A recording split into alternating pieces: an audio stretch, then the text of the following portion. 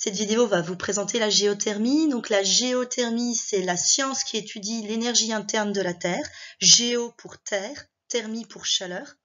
Mais c'est également l'exploitation que l'homme fait à ses fins énergétiques de cette énergie interne. Alors l'homme, principalement, sa plus grande source d'énergie, c'est le soleil. Donc rien à voir avec l'énergie interne. C'est le soleil qui nous donne de l'énergie, tout bêtement pour les panneaux solaires.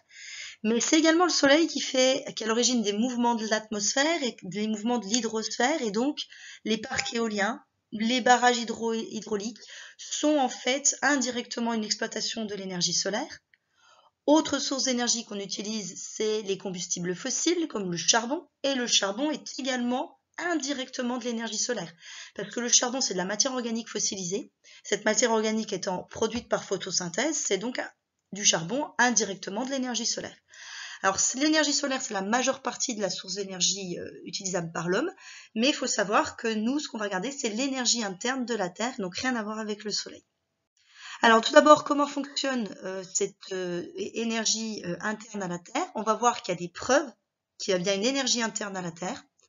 Alors ce qui vient évidemment comme preuve, ce sont les séismes qui secouent notre Terre, les volcans qui agitent notre Terre. Ça, ce sont des énergies, des expressions de l'énergie interne à la Terre, mais séismes et volcans ne dispersent que peu de l'énergie interne. On estime à peu près à 5% de l'énergie interne à la Terre dispersée sous cette forme assez violente de séismes et de volcans. La grande majorité de l'énergie interne, elle se diffuse petit à petit à travers le sol. Donc le sol de la Terre diffuse de l'énergie et on peut la mesurer, c'est ce qu'on appelle le flux géothermique. On reviendra sur cette carte plus tard. Ce flux géothermique, il a des manifestations un petit peu plus marquées, par exemple l'existence de sources chaudes en surface. L'eau chauffée est la preuve qu'elle est chauffée par la Terre. Autre témoin, les geysers, qui sont un autre témoin de cette énergie interne. Il faut savoir également que quand on descend dans une mine, la température va augmenter avec la profondeur. C'est valable partout à l'intérieur de la Terre. C'est ce qu'on appelle non pas le flux géothermique, cette fois c'est le gradient géothermique. À ne pas confondre le gradient géothermique ou géotherme, qui est l'augmentation de la température en fonction de la profondeur, avec le flux géothermique, qui est la diffusion de l'énergie en surface.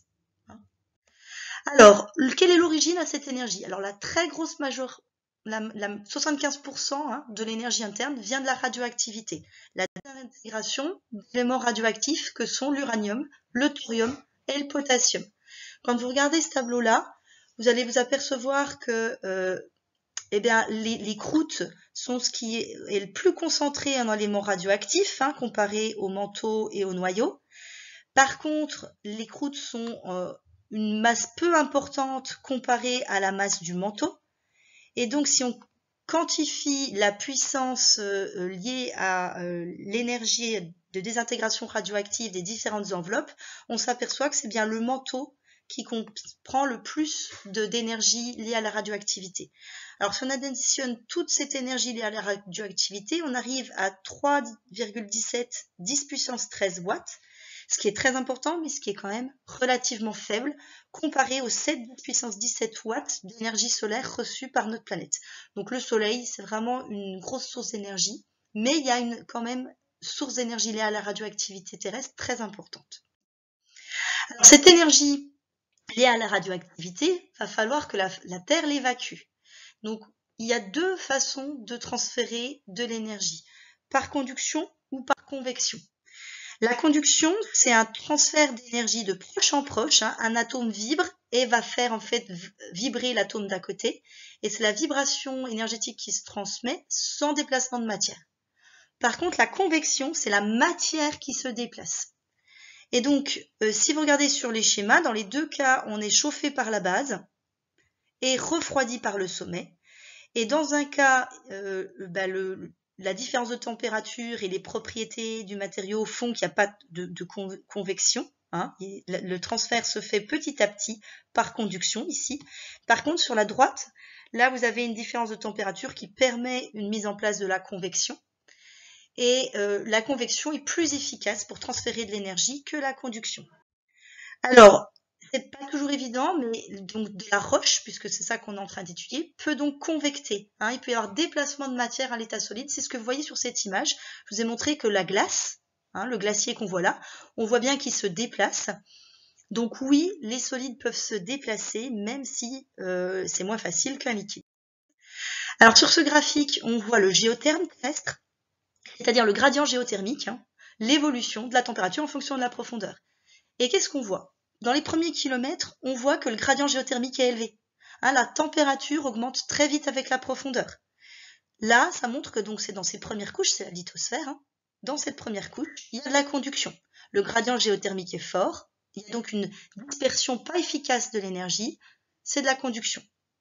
En dessous, dans la sténosphère et dans le manteau inférieur, on voit que le gradient géothermique est plus faible. Hein, la température augmente moins vite avec la profondeur. Et donc, c'est qu'il y a de la convection. Hein, le transfert thermique est plus efficace. Donc, on pourrait également regarder hein, la limite entre le manteau et le noyau. Vous voyez que le gradient géothermique est élevé, c'est donc conduction. Et dans le noyau, convection. Hein, mais nous, on va surtout s'intéresser à la lithosphère et au manteau en dessous. Et donc, il y a la lithosphère est en conduction, alors que le manteau en dessous est en convection. Alors, on va essayer de comprendre un petit peu comment se fait cette convection dans le manteau et comprendre les conséquences que ça a en surface. Donc, les variations selon le contexte géodynamique. Alors, comment on peut étudier ce qui se passe dans le manteau? Eh bien, on peut étudier ça par tomographie. Qu'est-ce que la tomographie? C'est une technique qui permet de visualiser, en étudiant les ondes sismiques, des anomalies de température. Donc, en étudiant la vitesse des ondes sismiques en profondeur, on va voir si une onde est accélérée. Si une onde a été accélérée à un endroit particulier, c'est qu'elle a traversé un matériel plus froid. Au contraire, si une onde sismique est ralentie à un endroit, c'est qu'elle a traversé un matériel plus chaud.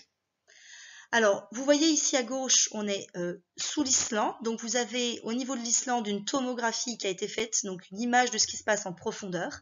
Et on voit quoi? On voit que sous l'Islande, jusqu'à très profond, plusieurs milliers de kilomètres en fait au final, vous avez un ralentissement des ondes sismiques, hein, on peut aller jusqu'à moins 0,5% de vitesse. Ça veut dire quoi? Ça veut dire qu'on traverse un matériel plus chaud. Donc, sous l'Islande, il y a une remontée de matériel mantélique d'origine très profonde et c'est lié à la présence sous l'Islande d'un point chaud.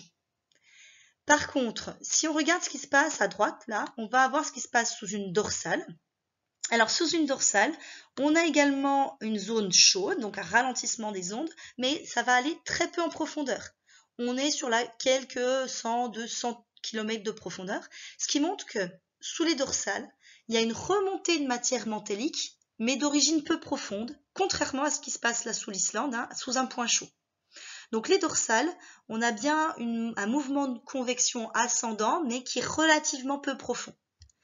Maintenant, si on regarde sous une zone de subduction, on va voir qu'il y a une anomalie thermique positive, c'est-à-dire que les vitesses des ondes sont accélérées, hein, et donc on est en train de traverser un matériel plus froid. Ça montre quoi? Ça montre qu'il y a une subduction d'un matériel froid, et ça va aller très en profondeur. Donc, les mouvements descendants de la convection mantélique, les mouvements descendants sont liés à la subduction, ils s'enracinent en profondeur. Sous les dorsales, par contre, c'est de remontées, mais très superficielles. Et les remontées profondes ne se déroulent qu'au niveau des zones de points chauds. Alors, si on reprend ces différents modèles, on va essayer de voir lequel représente mieux la convection du manteau. Alors, dans le premier modèle A, ici au-dessus, vous avez un chauffage par la base, donc qui serait la base du manteau, un refroidissement en surface. Et donc, s'il y a des refroidissements en surface, il y a des descentes profondes de matériel mantélique.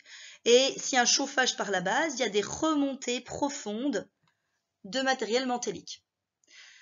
Alors, c'est pas trop ce qui correspond à la réalité. Hein. On va voir maintenant le modèle B, chauffage dans la masse. C'est-à-dire que là, il n'y a pas un chauffage par la base du manteau, mais ça chauffe un petit peu partout. Ce qui est le cas, puisque le chauffage du manteau est lié à la radioactivité. Les éléments radioactifs, vous en avez un petit peu partout dans le manteau. Refroidissement par la surface, c'est également le cas, puisque la surface du manteau va se refroidir avec la conduction dans la lithosphère.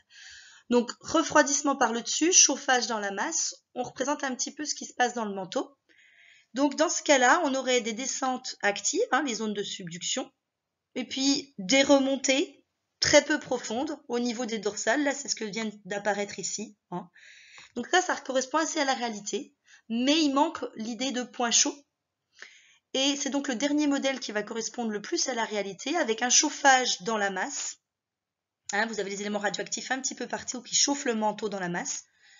Un chauffage un petit peu isolé, mais assez présent, puisqu'en dessous, vous avez le noyau qui chauffe un petit peu localement le manteau, et donc qui entraîne des remontées actives de temps en temps, qui seraient donc ces fameux points chauds, remontées qui s'enracineraient très en profondeur dans le manteau, refroidissement en surface qui crée ces subductions très profondes, et puis très localement des remontées pour compenser ces descentes de matériel froid. Vous auriez des dorsales mais qui s'enracineraient très peu en profondeur.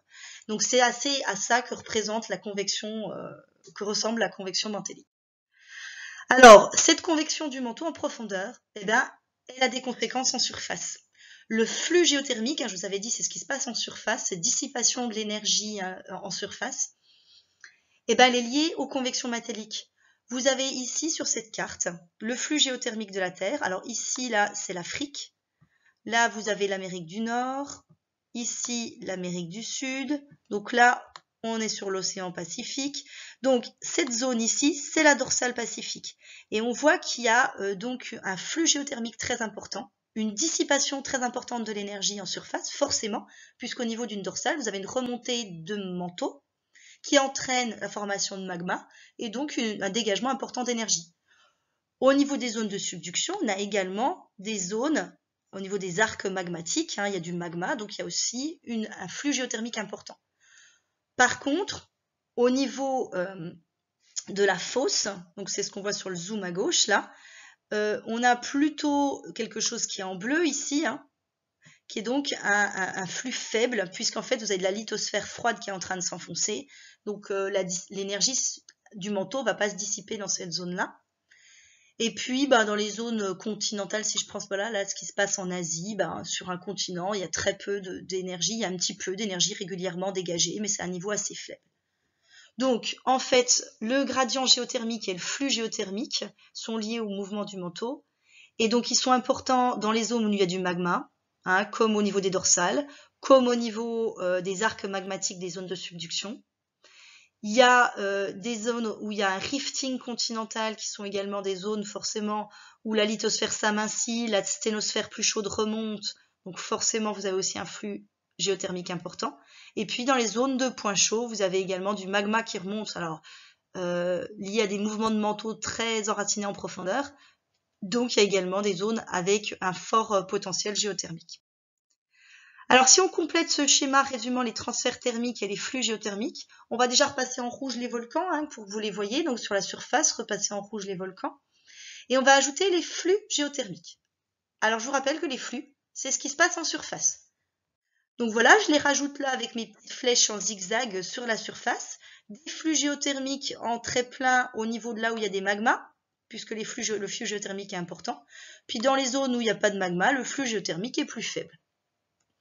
Ensuite, on va ajouter les transferts thermiques à l'intérieur de la Terre. Donc dans la lithosphère, la première couche, on a dit que ça se transférait par conduction. Donc je rajoute des petites flèches violettes, conduction dans la lithosphère. Ensuite, dans le manteau qui est en dessous, je vous avais dit, ça se fait par convection. Donc vous rajoutez des flèches avec des flèches qui s'enracinent en profondeur sous des points chauds. Donc les points chauds étant les fameux magmas qui ne sont absolument pas liés à la tectonique des plaques, qui sont des zones magmatiques très localisées. Et puis les descentes actives au niveau de la lithosphère, donc des flèches qui descendent en profondeur. Par contre, sous les dorsales, des remontées très peu profondes. Ensuite, on a également de la conduction entre la couche entre le noyau et le manteau et de la convection à l'intérieur du noyau, j'insisterai pas là-dessus. On va ajouter l'origine de cette énergie, je vous ai dit, c'est la réactivité. Donc j'ai mis des petits symboles pour dire qu'il y avait de la radioactivité un peu partout, principalement du coup dans le manteau au final. Alors ce schéma montre pas mal d'erreurs puisqu'on a l'impression ici qu'il y a des grosses cellules de convection. Je vous ai dit, c'est pas du tout ça. C'est des descentes actives de lithosphère. Les remontées sous les dorsales sont des remontées très peu profondes. Donc ce schéma est un petit peu en erreur. En plus, on a le manteau qui est en rose. On a l'impression que c'est du magma. Je vous rappelle que le manteau, il est vert. C'est de la péridotite. Alors la géothermie, on va l'exploiter, cette énergie interne. Sur cette carte en rouge, vous voyez les zones propices au développement de la géothermie haute énergie. Donc là, il y a beaucoup d'énergie. Forcément, c'est les zones où vous avez de la subduction. D'accord?